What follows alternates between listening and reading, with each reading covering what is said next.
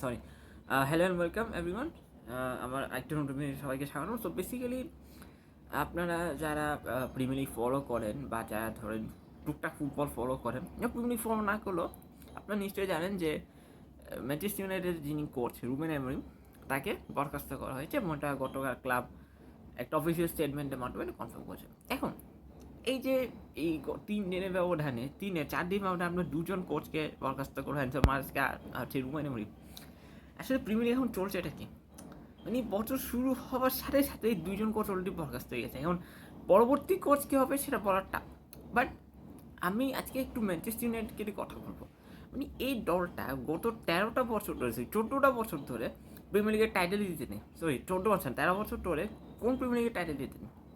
লাস্টের প্রিমিয়ার লিগের শিরোপা জিতেছিল 2013 সালে, এবং অ্যালেক্স ফার্গুসন যখন রিটায়ার করলেন after win the Premier league in 2013, United এরপর থেকে যে স্ট্রাগল করছে, কখনো তারা টপ 10-এ থাকতে পারে নাই, কখনো তারা মানে টপ 6-এও ছিল না, আবার কখনো কেরকম হয়েছে যে মানে they were close to win the title but couldn't win it. মানে এরকম একটা বিভিন্ন কিছুর মাধ্যমে, বিভিন্ন কিছু না মানে বিভিন্ন জিনিস দিয়ে ম্যানচেস্টার ইউনাইটেড গেছে। কিন্তু প্রবলেমটা হচ্ছে তাদের যে ম্যানেজমেন্ট, দ্য গ্লেজার্স যারা, তারা আসলে কী করতে চায় বা তাদের ভিশনটা কী, এই যে উড ওয়ান টু ডু। এই যে আমি যেমন আজকের নিয়ে যে ভিডিও করছিলাম আমাদের মাঝে স্যাকিং নিয়ে, মানে চেলসি দলকে নিয়ে, সেখানে আমি একটি বলছিলাম যে চেলসির কোনো এম নেই। ঠিক এখানেও সেম, ম্যানচেস্টার ইউনাইটেডের কোনো এম নেই, they don't have any aim. তারা কী করতে চাচ্ছে কী করতে চায় না তারা নিজেও জানে না, অ্যান্ড তারা যে ওনার সেও কনফিউজ, সেও জানে না সে কী করতেছে। এখন কথাটা হচ্ছে এটা গ্লেজার্স, তার কিন্তু প্রচুর টাকা আছে, এমন যে তারা টাকা নেই, they have loss of money, but তারা সেটাকে ঠিকঠাক ইনভেস্ট করতেছে কিনা। অনেক প্লেয়ার দেখবেন ইউনাইটেডে আসে একটা স্বপ্ন নিয়ে যে আমি ট্রফি জিতবো, I want to win the trophy, but say player একটা সিজন শেষ হওয়ার পর খুবই ডেভিস্টেটিংভাবে ক্লাবটা লিভ করেন। যার উদাহরণ হচ্ছে Rasmus Hojlund, Scott McTominay, Fred, Alex Telles, এরকম অসংখ্য, রোনালদো, এরকম মানে এরা সো মেনি, অনেক এক্সাম্পল আছে। এখন আপনি যদি দেখেন পোস্ট অ্যালেক্স ফার্গুসন রিটায়ার করার পরে ইউনাইটেড লস অফ রিফর্ম করছে। কেউ এখানে অন্তর্বর্তীকালীন করছিলেন, কেউ ফুল টাইম, যেমন ওলে গান সোলসিয়ার, তারপরে মাইকেল ক্যারিক, রায়ান গিগস, তারপর হচ্ছে রুবেন অ্যামরিম ছিল, ডেভিড ময়েস, লুই ভ্যান গাল, দে প্লেন্টি অফ কোচেস। রুবেন নিশ্চয় নয়, যা এর মধ্যে কিছু ইন্টারিম কোচ ছিল মানে অন্তর্বর্তীকালীন কোচ, আর কিছু ফুল টাইম কোচ ছিল। এখন ম্যানচেস্টার ইউনাইটেডের প্ল্যানিংটা কী for the, not only for this season, for future, এবং শুরু প্রিমিয়ার লিগ না, তারা যদি ধরেন ইউসিএলে কোয়ালিফাই করছে, ধরে নেন ইউসিএলে তারা কোয়ালিফাই করছে, তাহলে সেখানেও তারা প্ল্যানটা কী, বা ইউরোপা লিগ তারা খেলতেছে তো তাদের সেখানেও প্ল্যানটা কী। এখন এগুলো ছাড়া সবচেয়ে বড় প্রশ্ন হচ্ছে who would be the next Manchester United manager, পরবর্তী মানে ম্যানেজার কী হবে সেটা নিয়ে এখন সবচেয়ে বেশি আলোচনা চলতেছে। মানে আমার একটা প্রশ্ন, প্রিমিয়ার লিগ ক্লাবগুলো কী স্টার্ট করছে, ফার্স্টে মারেস্কা, এখন হচ্ছে আপনার অ্যামরিম, এখন এর পরবর্তীতে আবার কে স্যাক হয় এটার কোনো মানে অ্যাকচুয়ালি কোনো গ্যারান্টি দেওয়া যাচ্ছে না, বিকজ যে অবস্থা চলতেছে এখন। So back to the topic, যে ম্যানচেস্টার ইউনাইটেডের অ্যাকচুয়াল প্রবলেমটা কোথায়, হোয়াট আর দ্য প্রবলেমস, তাদের কি প্লেয়ার ইস্যু হচ্ছে, না ম্যানেজার ইস্যু হচ্ছে, না তাদের ওনার। দেখেন একটা দল যখন রেজাল্ট পায় না, স্বাভাবিকভাবে ব্লেমটা আলটিমেটলি শুরুতে ম্যানেজার উপর যে ম্যানেজার এটা করতে পারতেছে না, ম্যানেজার সেটা করতে পারতেছে না, ম্যানেজার প্লে হ্যান্ডেল করতে পারতেছে না, বাগেরা বাগেরা ব্লা ব্লা অনেক কিছু হয়। কিন্তু প্লেয়ারের উপর দোষটা কমছে, আর ওনার উপর তো দোষ একদমই যায় না। মানে আপনার টিম যতই খারাপ করুক না কেন, ওনার উপর দোষটা কম যাবে, কেন যাবে না, because owner is above everything. তা প্রত্যেকটা ক্লাবের ওনাকে গড মনে করা হয় এক্সেপ্ট ওয়ান ক্লাব।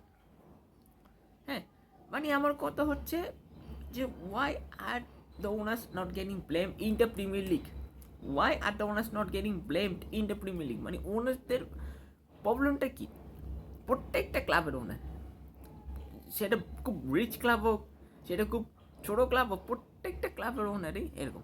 আমার কথা হচ্ছে ইউনাইটেড আসলে কী করতে চায়, তাদের ভিশনটা কী, বা তারা আসলে কীরকমভাবে আগাবে for the next 5 or 10 years। দেখেন অনেক প্লেয়ার চলে যাবে নেক্সট 2-3 সিজন, অনেক প্লেয়ার আপনি দেখবেন ইউনাইটেডের জার্সিতে অনেকে চলে যাবে। এখন আপনি যখন একটা জিনিস ফিক্স করতে পারেন নাই, ওটাকে আগে ফিক্স করে তারপর না হয় আপনি রুবেন অ্যামোরিমকে স্যাক করতেন। হ্যাঁ, মানতেছি রুবেন অ্যামোরিমের কোনো ট্যাকটিক্স ছিল না, কোনো প্ল্যানিং ছিল না, মানতেছি। বাট আগে জিনিসটা ফিক্স করা উচিত ছিল, আগে তো জিনিসটা ফিক্স করা উচিত ছিল, আগে তো বোঝা উচিত ছিল যে আমাদের ক্লাব একটা মেসে আছে, আমরা সেখান থেকে আগে বেরোই, then we should think of Ruben Amorim. না, ওনাদের কি মনে হলো যে রুবেন অ্যামোরিমকে স্যাক করলে সমস্যার সমাধান হয়ে যাবে? নো, আমি গ্যারান্টিডে বলতে পারতেছি, 100% গ্যারান্টিডে বলতে পারতেছি, কয়দিন পর ম্যানচেস্টার ইউনাইটেড সাপোর্টাররা তারা ওনার এগেনস্টে বিক্ষোভ করবে। অলরেডি একবার প্রোটেস্ট হয়েছে কিন্তু, এবং ইন ফিউচার আবার হবে প্রোটেস্ট, এবং তখন কিন্তু এটা গ্লেজার্সকে আলটিমেটলি চলে যেতে হবে। মাঝখানে এটা শুনে যাচ্ছিল যে ম্যানচেস্টার ইউনাইটেডের ওনারশিপ অন্য কোনো প্রতিষ্ঠান নিয়ে নেবে, বাট আনফর্চুনেটলি সেটা হয় নাই। কেন হয় নাই সেটা আমি নিজেও জানি না, বাট অনেস্টলি হয় নাই। এখন এই কথাগুলো বলার একটাই উদ্দেশ্য যে United is in a complete mess right now. না তাদের ওনারশিপ ঠিক হচ্ছে, না তাদের ম্যানেজার কোনো ফিক্সড আছে, না তাদের প্লেয়ার ঠিক মতো পারফর্ম করতেছে। I don't know what is really going on with them. হ্যাঁ, প্রিমিয়ার লিগের টেবিলে তারা একটু ভালো অবস্থানে আছে, but that doesn't justify their performance, but that doesn't justify the mistakes they're making in terms of choosing managers and choosing players and also the owners. এই তিনোটা কম্বিনেশন মিলে ইউনাইটেডকে শেষ করে দিতেছে। Nothing, zero. ইউনাইটেড আজকে থেকে 13 বছর আগে যে টিমটা ছিল, 12-13 বছর আগে, that team was something else. Alex ফার্গুসনের আন্ডারে United was something else. They were too good. মানে তখন তাদেরকে হারানোর একটা স্বপ্নের মতো ব্যাপার ছিল। But after Alex Ferguson retired, the team went from here to here. আবার বলতেছি, the team went from here to here, মানে একদম টপ থেকে now there at the rock bottom. এবং এটার জন্য ওনার যেমন দায়ী, ম্যানেজাররাও দায়ী, প্লেয়াররাও দায়ী। আপনি এক পার্টিকে শুধু ব্লেম করলে হবে না, এখানে সবাই দায়ী, সবাইকে সমান রেসপন্সিবিলিটি নিতে হবে, সবাইকে সমান দোষী করতে হবে আপনাকে। All are important, not only the players and the managers, even the owner as well. So ইউনাইটেডকে যদি এই পরিস্থিতি থেকে বের হতে হয়, তাহলে তাদেরকে প্রপার একটা প্ল্যানিং করে আগাতে হবে, না হলে কিন্তু তাদের পরিণতি খুবই খারাপ দিক হবে। এমনিও তারা ইউরোপা লিগ জিতলো না, চ্যাম্পিয়ন্স লিগটাও তারা, চ্যাম্পিয়ন্স লিগও অনেক দিন ধরে পার্টিসিপেট করতে পারতেছে না।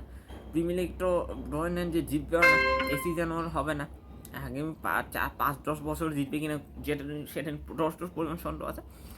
বাট আমি যেটা মনে করি, ইউনাইটেডের উচিত এই মুহূর্তে ঠান্ডা মাথায় কিছু ভাবা যে হোয়াট শুড উই ডু, আমরা এখান থেকে কীভাবে বেরোতে পারি, এবং আমাদের লং রানের জন্য একটা হিউজ প্ল্যানিং করতে হবে। যে আগামী 5-10 বছর পর আমরা নিজেদেরকে কোথায় দেখতে চাই, আমরা প্লেয়ারটা কী করবে, যে ম্যাচ আসবে তারকে আমরা কীরকম ফ্রিডম দেবো, আমরা as a owner what we can do as a owner, এগুলো ভাবতে হবে।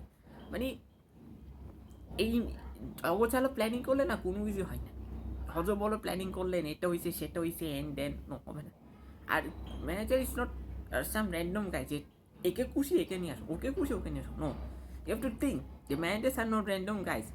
সো ম্যানেজার সিলেকশন বলেন, প্লেয়ার কেনা বলেন, doing other things, you have to be pinpoint accurate at that. এবং এটা যদি করতে না পারেন, I would say that Glazers should step down from the ownership of Manchester United. They should step down. আর না হলে কিন্তু ফ্যানরা এমনিও ভীষণ মাথা খেপে আছে, বিকজ লাস্ট 13 বছর ধরে তার টিম ভীষণ সাফার করতে দেখতেছে। So they would not wait, তারা কিন্তু ওয়েট করবেন, তারা কিন্তু প্রোটেস্ট করবে, এবং এটার ফলাফল কিন্তু ম্যানচেস্টার ইউনাইটেডের জন্য as a team would not be a good. তারা চাইবে না যে তারা ফ্যানরা প্রতিবাদ করতে স্টার্ট করবে এই মুহূর্তে এখন। সো আমি বলবো the Glazers should sort out this in a good way, not in a bad way, in a good way.